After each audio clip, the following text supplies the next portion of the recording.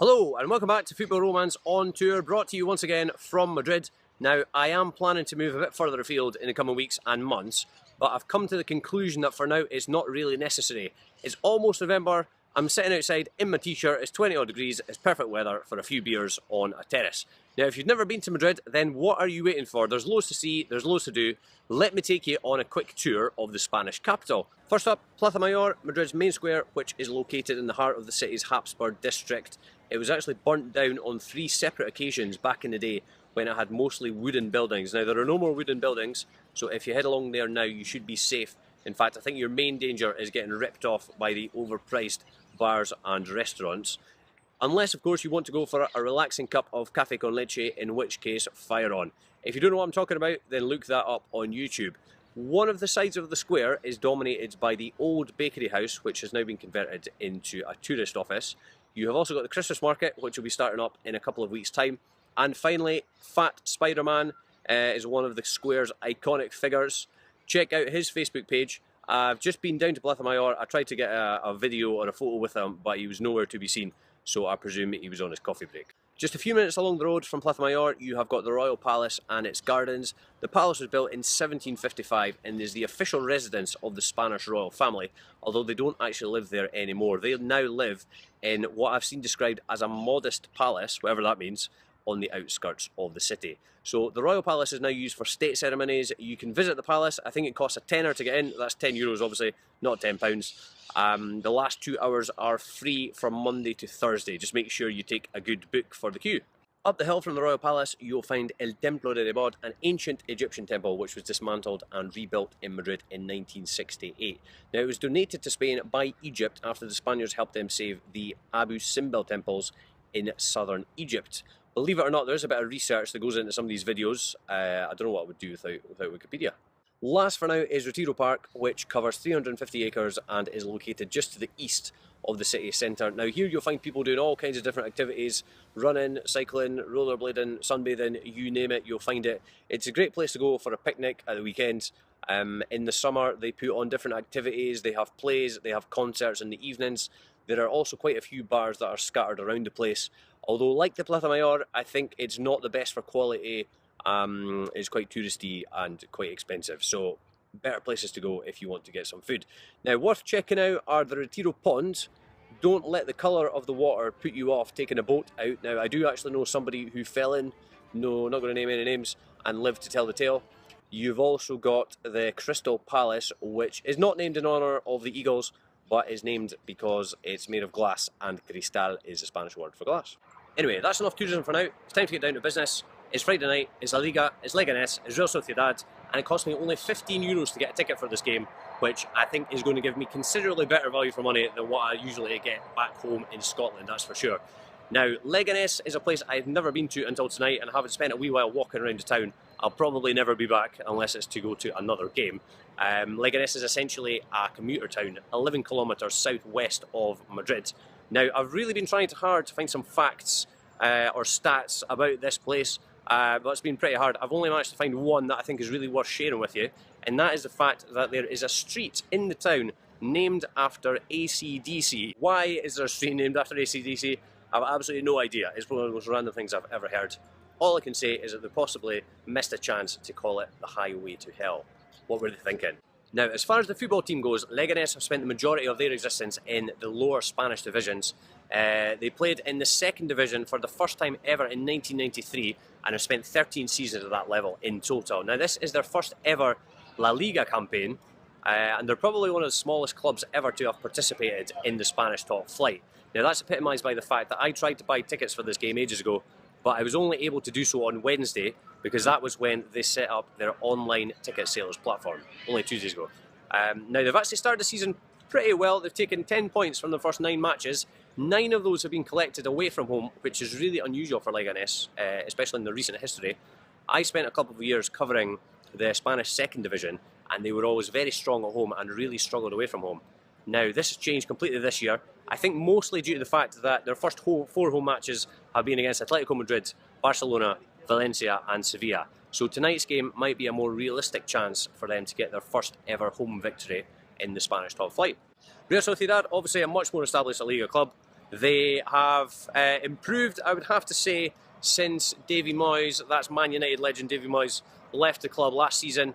They are sitting in 7th spot in the table, basically the opposite of Leganés. They've won their last 3 home matches, lost their last 3 away games. So something's going to give tonight, or probably now that I've said that, it'll be a draw. So let's get inside and see what happens. Well, it looks as if Leganes' poor home form might well continue. They're 1-0 down at half-time. Real Sociedad took the lead through William Jose midway through the half. They probably just about deserve to be in front, although they've struggled to kind of play the ball out from the back. They've really tried to focus on that. I don't know how many times Rui and Inigo Martinez have played the ball to each other. It must be at least 20 or 25 times. Martinez has tried to get the ball forward to William Jose. He's managed to hold the ball up, but there's not been a great deal of movement. Now, the one time there was some movement was when Carlos Vela came in field, and he basically made the difference. The ball was worked back out wide to Carlos Martinez. His cross came into the box. Vela made himself a nuisance in the area, and William Jose was on hand to head it into the net. Now, Lega started reasonably well. They managed to get quite a few players up in support of Guerrero earlier on. Trimanovsky and Ramos managed to get a couple of shots away from the edge of the area, but neither of them troubled the goalkeeper too much. So, work to do for Leganes if we're going to get back into this one. So, they'll be dancing in the streets of Sociedad tonight. 2-0 to the visitors in the end. Xavi Pinto scored in the second goal just before the hour mark. Now, he was actually one of the key players, not only in the sense that he scored the second goal, but also because after the goal, he dropped much deeper into midfield alongside Iaramendi and Thurutuza, and the three of them just kind of took the sting out of the game, and Leganes never got a sniff after that. Now, there was one decent chance for the hosts. A good bit of movement from Guerrero allowed Unai Lopez to go through on goal, but he blazed it wildly over the bar. But that was pretty much as good as it got for them. They never really looked like getting back into it. Now, Leganes, as I said earlier, they started the season pretty well, but it's kind of starting to look like they have a second division squad, which is essentially what they have. They didn't really make any signings in the summer of any note. And I think Asier Garitano, their boss, will be a little bit concerned about what he's seen in the last couple of games. So they got beat 4-0 off of Malaga last weekend, and now they've been beaten 2-0 very comfortably by Real Sociedad on their own patch. So we'll follow them. We'll see how they get on in the next few games. But there's worrying signs for the first time this season. All in all, the first Leganes experience has definitely been a positive one, from the football side at least, if not the tourism one. Now, I have to say the stadium is one of the weirdest stadiums I've seen. It looks from the outside a bit more like a prison than a football stadium for the most part. I said a little bit earlier on about Leganes being a small club. Now, I definitely didn't mean that in a bad way. I meant it more in the sense of it being a family, community club, whatever you want to call it. Now, there are various examples of this. You had volunteers, at least I think there were volunteers, who were dishing out cups of Coca-Cola from cardboard boxes which just happened to be lying around in the middle of the floor. You had an ex-player or fan, I'm not too sure which one it was, who was asked to read out the team lines over the tannoy. Now, he made loads of mistakes, but it was a nice touch nevertheless. And most of the fans arrived late to their seats because it seemed to me that they happened to bump into a load of their pals on the way in. I was a little bit critical of the club earlier when I was talking about them being slow to get their online ticket sales up and running. Now, it's only fair that I also give them some praise because a lot of their marketing has been really good. Some of the marketing campaigns for their home matches have gone viral in Spain, so if you get the chance, I think that's something you should definitely try and check out. Finally, I think the Leganés fans possibly put in a better performance than their team did.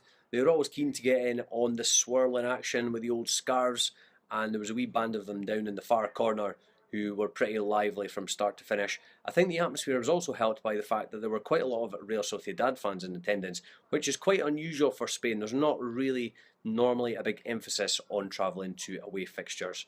Anyway, if you're in Madrid or if you're coming to Madrid and you fancy going to a game, I think Leganés is definitely a cheaper alternative to going to the Calderón or the Bernabeu. Now, I don't know if every match is going to be €15. I imagine probably not, but you definitely would not get those prices at Atletico Madrid or Real Madrid. Only a 20-minute train ride from the city centre, which was less than I expected as well, so it's not really too far to travel. Well, that's it for now. Hope you've enjoyed this latest edition of Football Romance on Tour. Remember, Football Romance, Facebook, Twitter, Instagram, YouTube. Is there anything else? No, I think that's it. If this video hasn't convinced you to come to Madrid, then I really don't know what will. But I'll give it another shot. There will be another Champions League game at the Calderon coming up soon. Anyway, that's it for now. Adios.